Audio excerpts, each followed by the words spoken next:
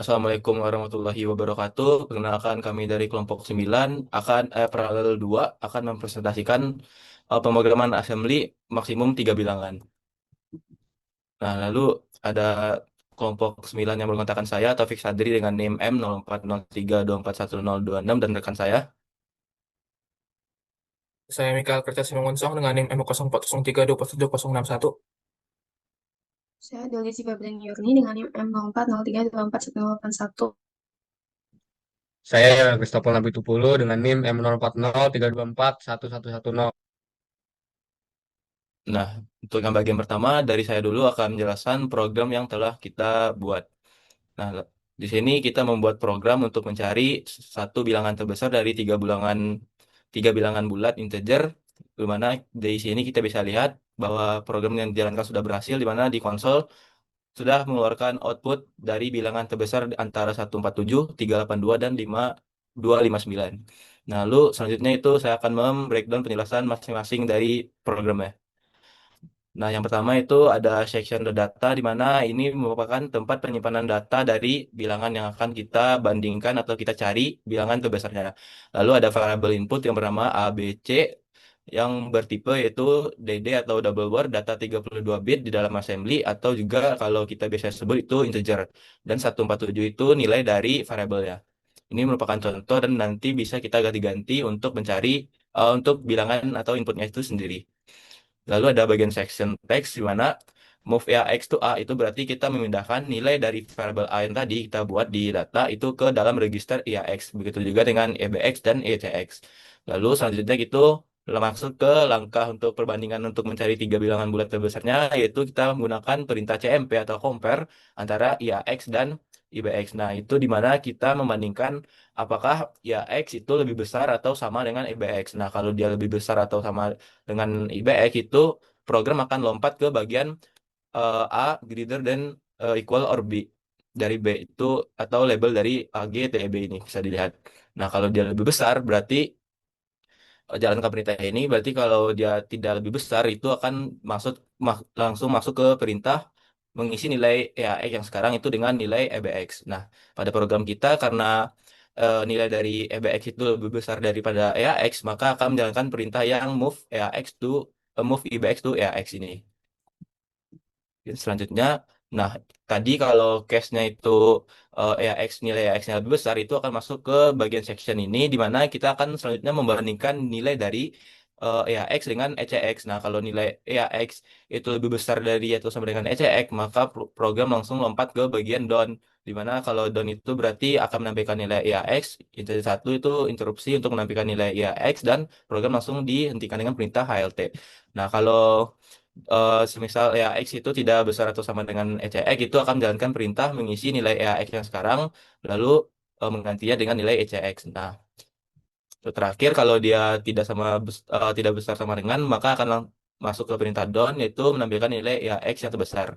Nah, untuk case yang sekarang itu karena EAX lebih besar dari ECX, maka akan langsung lompat ke down dan langsung menampilkan nilai dari EAX-nya itu sendiri. Nah, lalu ada flowchart dari program yang ini yang pastinya pertama kita inputkan dulu dari tiga bilang bulatnya A, B, C, lalu kita bandingkan A dengan B, apakah A lebih besar dari B? Kalau benar, berarti max-nya sama dengan A. Kalau tidak, berarti max sama dengan B. Nah, nilai max tersebut kita bandingkan dengan C. Jika C lebih besar, maka tampilkan C. Dan jika max lebih besar, maka tampilkan nilai max yang sekarang. Mungkin sekian dari saya, bisa lanjut ke rekan saya berikutnya.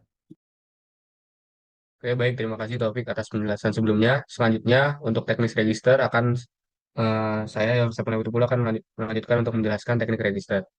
Oke, jadi sebelum boleh di next. Oke, jadi register sendiri merupakan media penyimpanan berkecepatan tinggi yang berada dalam CPU. Jadi register ini digunakan untuk menyimpan data sementara, alat memori maupun hasil operasi yang sedang diproses oleh prosesor. Nah, pada simulasi ini terdapat beberapa register yang kita gunakan, yaitu ada EAX. Jadi EAX sendiri itu berfungsi sebagai register utama yang menyimpan nilai A, dan nilai maksimum sementaranya itu nilai awalnya itu 147 dan setelah proses selesai menjadi 382. Kemudian yang kedua ada EBX, bisa dilihat pada tabel, digunakan untuk menyimpan nilai B sebagai pembanding pertama.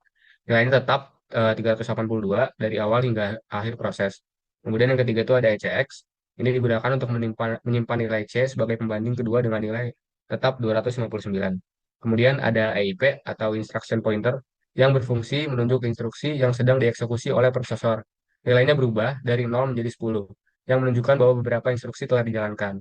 Nah, dari tabel ini kita bisa lihat nih bahwa hanya register EAX yang mengalami perubahan nilai, karena register tersebut digunakan untuk menyimpan hasil perbandingan. Boleh di next?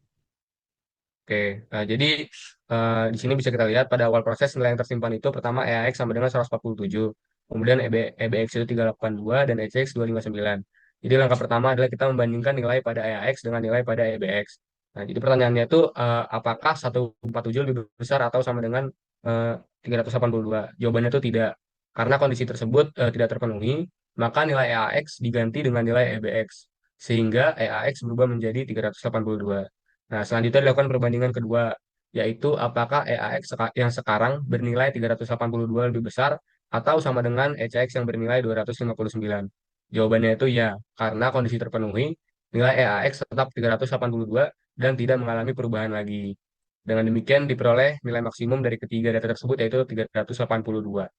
Boleh di next? Nah, jadi di slide ini dijelaskan peran penting register EAX. Jadi EAX itu berfungsi sebagai register utama yang pertama kali menyimpan nilai A. Setelah proses perbandingan dilakukan, EAX juga berfungsi sebagai tempat penyimpanan nilai maksimum sementara. Jadi ketika seluruh proses sudah selesai, EAX menyimpan hasil akhir yaitu nilai terbesar dari ketiga data. Selanjutnya, instruksi integer 1 digunakan untuk menampilkan nilai yang tersimpan pada EAX sebagai output program. Jadi dapat disimpulkan bahwa register EAX itu berperan sebagai pusat penyimpanan data selama proses pencarian nilai maksimum itu sedang berlangsung. Sekian untuk penjelasan dari saya. Selanjutnya akan dilanjutkan oleh rekan saya. Baik, terima kasih Yoel. Untuk selanjutnya yaitu teknik addressing. Di program kami yang pertama kami menggunakan direct memory addressing, yaitu pengalamatan memori. Teknik ini digunakan saat program mengambil data secara langsung dari alamat memori suatu variabel.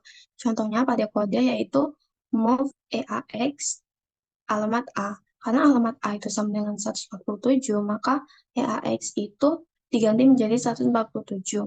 Penggunaan tanda kurung siku pada assembly mengindikasikan bahwa prosesor itu mengambil nilai atau isi dari alamat memori variabel tersebut.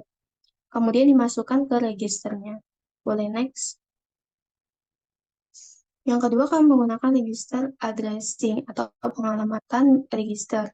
Teknik ini berfokus pada operasi data yang dilakukan murni antar register dalam CPU. Contohnya, ketika di kode yaitu compare EAX dan EBX. Jadi di sini dilakukan perbandingan serta move EAX dengan EBX.